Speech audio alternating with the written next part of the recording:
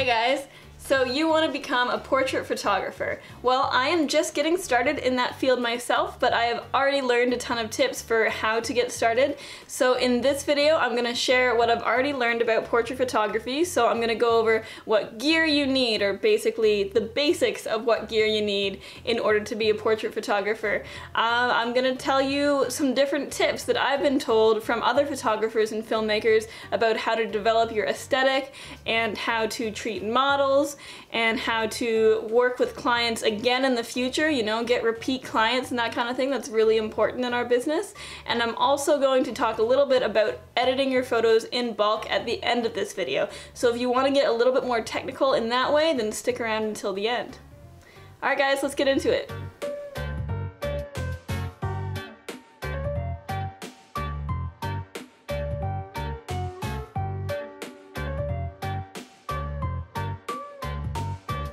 So let's talk about gear first. There are three things that I think are absolutely essential for a portrait photography shoot. You have your camera. I have a DSLR camera. I think you could also use your iPhone, but you are looked at as more professional if you use your DSLR, and you also have much more capabilities for how you can customize your shot if you have a DSLR camera. The second thing is a tripod. This is really, really good if you want to just get a ton of stable shots of your model just from one certain angle or anything like that. It's just nice to have a tripod. For this particular shoot that I did with Jeannie, I did the majority of my shots on a tripod, and it was really nice because I could just like shoot up at her without having to worry about wobbling the camera too much, etc.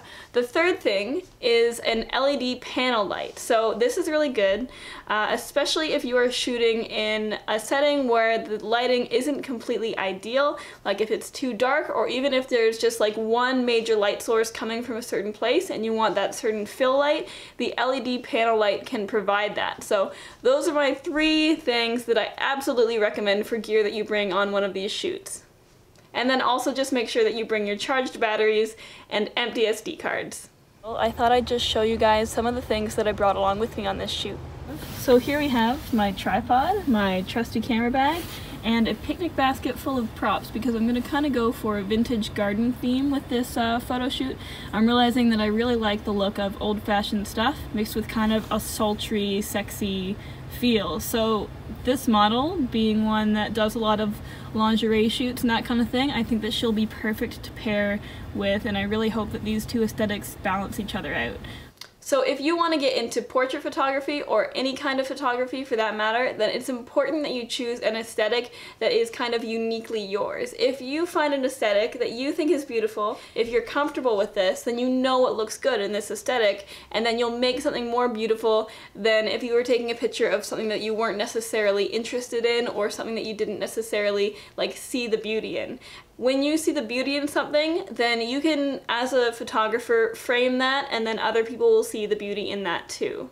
So I've found that to be very true, and if you want to learn more about finding out what your own aesthetic is, then I'm just going to put a card up here in this video so you can check out Daniel DeArco's video on how to find your style in 5 minutes.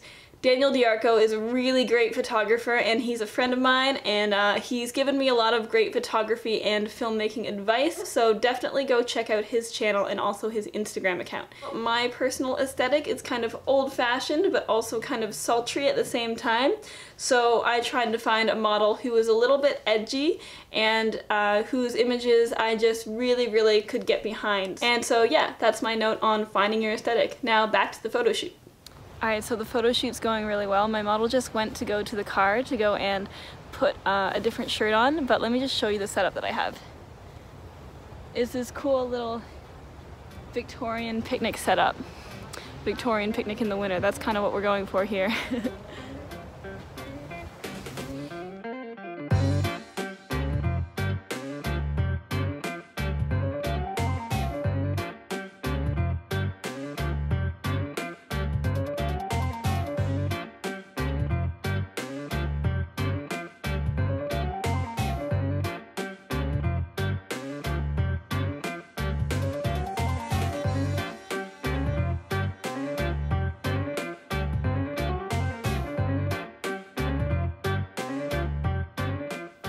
Once you figure out what your aesthetic is, then you can go onto Instagram and you can look for a model that kind of like represents that aesthetic. Be sure that you don't look for a model that has too many followers that they would expect that you pay them or something like that. Just find someone who seems like they would benefit if you took photos of them to boost their portfolio, and you would also benefit by having them as one of your models on your Instagram portfolio so that the collaboration is mutual.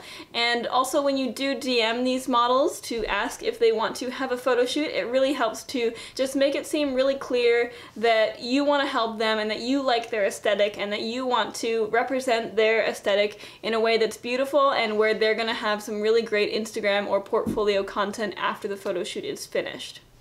A word about locations quickly. Once you DM your model and you figure out a date and time for your photo shoot, then it's time to figure out a location for your photo shoot. Probably a good idea to have the location kind of like in the middle of you two, so just go on Google Maps like I did in my previous video and look for a place that's kind of in the middle of you two that could be really beautiful and is also public, so it's likely that you would be able to shoot there without getting in trouble, and then just, you know, do that. Run wild with it. I am at Adamson Estate. I shot a wedding here once before and oh my gosh, I loved it so much, and I'm shooting with a model today, and the night before I realized that our midpoint was right in Mississauga, and that's exactly where Adamson Estate is. So we are going to shoot right here. I am super excited about it. There's so many really good places that we can get some good shots, and a lot of really good opportunities to get creative with what we're gonna do. So if you want to check out the model that I'm gonna be shooting with, you can check her out. I'll leave her handle right here. It's Miss Jeannie C. And I went to university with her, and that's how I know her. So we're really excited to be shooting together. And yeah, we're just really excited to be seeing each other again because it's been a few years since we've been in school together. It's time to talk about what to do during the photo shoot. So on this weekend that I was doing the photo shoot with Jeannie, I was also lucky enough to be a model with my friend Jordy, who is also a photographer. And so I did my photo shoot with Jordy on the Monday, and I shot pictures of Jeannie on the Sunday. So on Monday I learned a little bit more about what I liked about Jordy's style and the way that he treated models, like the model being me. And one really great tip that he gave is that it's just necessary to baby your model completely. Like, just make sure that your model is as comfortable as possible, especially if the weather's cold. Make sure that they can take whatever time that they need to go and like warm up in their car or just like change wherever they feel comfortable. Because if your model feels comfortable, then that's gonna show in the pictures that you take, and you're just gonna take better pictures all around. And so your model is going to like that you have better pictures of them, you're going to like that you have better pictures, and you will also be able to work with that model again because they probably will have valued their experience with you a lot more than if they weren't comfortable during the photo shoot. When it comes to directing your model, Mango Street has a really great video on how to direct your model, and a couple of the tips that I took from that video are just have your model move around and then capture that movement. That makes the posing look less like posing because you're really just capturing true movement, and those amount to some of the coolest pictures sometimes. Last but not least, let's talk about after the photo shoot. After the photo shoot, the most important thing that you do first is you thank your model, and you just like talk to them a little bit about how the shoot went, what they liked, what they didn't like. That can help you improve your photography game significantly by helping you work better with models and better with other photographers. Because you know what? Photography and filmmaking, it is a team sport, people, and it's best to just communicate with others, and that just makes being a photographer or a filmmaker even more fun. And so yeah, my final tip on your portrait photography shoot is just to have fun, make it fun, have fun with the model, and just go out there and get some sweet shots. That was a really fun photo shoot. I feel like I got a lot of vintage garden vibes from Jeannie, and she was just a fantastic model. She took direction really, really well, and it was also a really good experience for me because that was one of my first times doing portrait photography for someone aside from myself. It took about an hour and a half for us to shoot at maybe 5 different spots within the Adamson estate, and yeah, I think that we got some really good pictures, so I'm excited to see how they turn out. For the rest of the day, I'm just going to be hanging out with my friend at the distillery district, but before that, I'll probably go to a coffee shop and get a coffee and edit some stuff because I am about an hour early.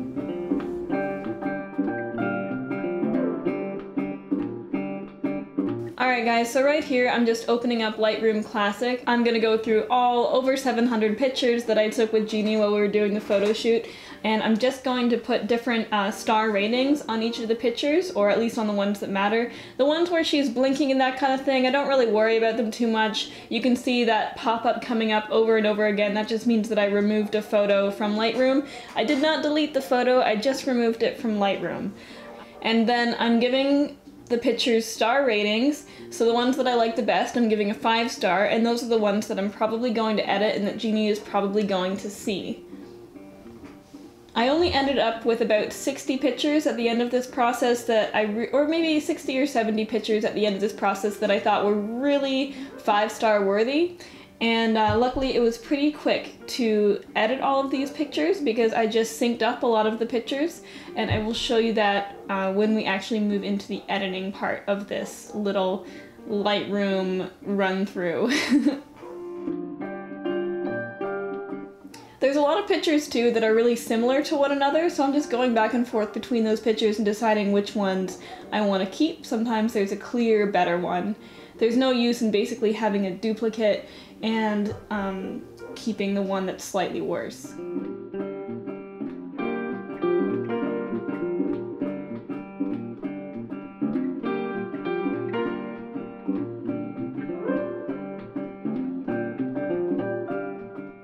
I really like these ones. She looks like a princess. I gave her real fur. I brought a blanket. Hopefully the blanket and the fur is keeping her warm. She said that the minx fur was keeping her pretty warm. Like, she was surprised by how warm that fur was, and I was happy that it was just making her a little bit more comfortable.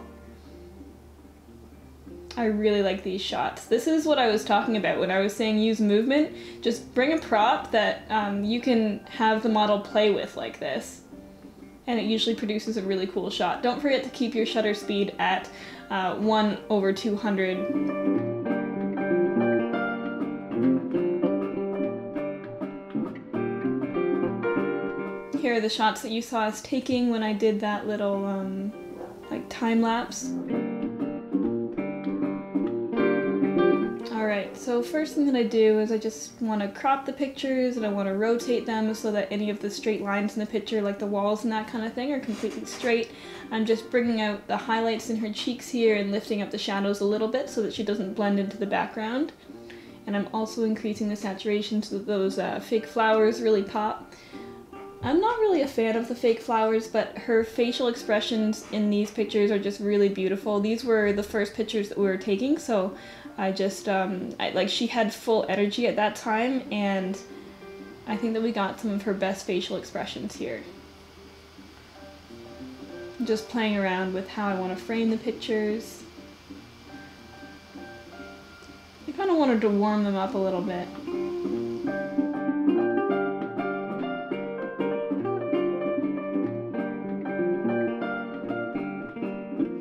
Here we go, syncing the pictures.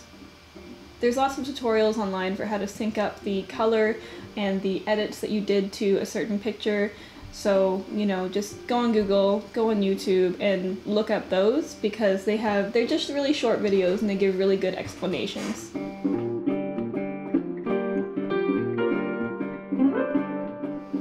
I'm not really worrying too much about these pictures going on Instagram or being framed for Instagram. I'm just framing them the way that they look best and then giving a little bit of extra space with that so that Jeannie has some space to play with those pictures and the framing of them for her Instagram account.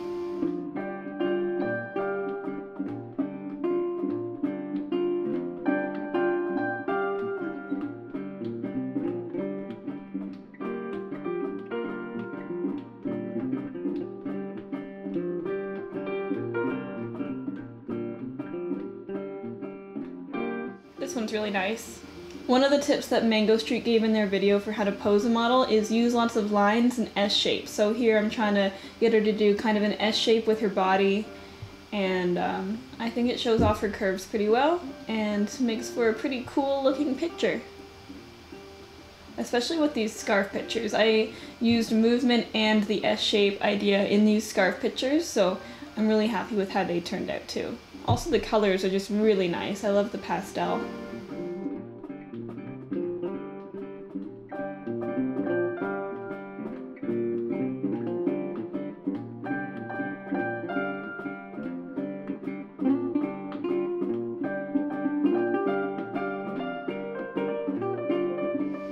The fur that she's sitting on not only keeps her butt warm, but it's also kind of just a really nice touch to add a little bit of texture to the picture. I brought that just as a prop because I thought that it would help keep her warm, and I also just really like the luxe look that fur adds to a picture. And then she has that pink leather jacket kind of thrown over one of her shoulders, and I think it looks really cool. I love props. Can you tell?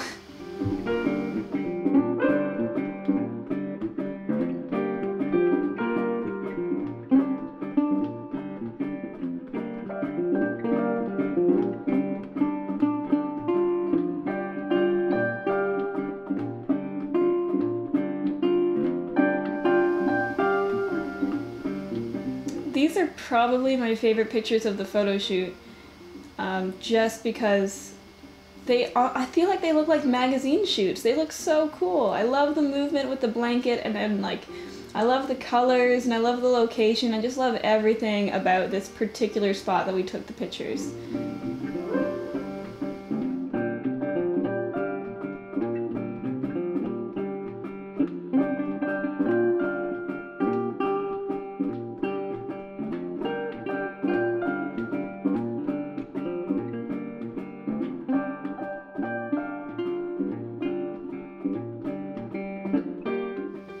She was getting really, really cold at this point, so it wasn't long until I put the scarf over her shoulders to keep her a little bit warmer.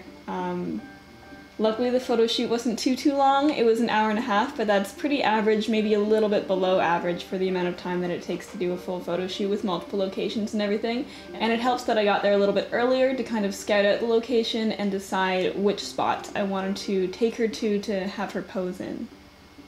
And here we are at the beginning. I'm just going through all the edited pictures and my favorite ones and adjusting them a little bit. I am almost completely finished.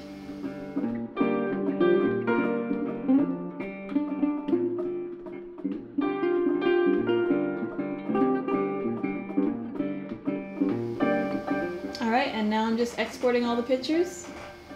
I will upload my favorite pictures to Google Photos and send them to her. And we're done. You made it to the end of that video, yay!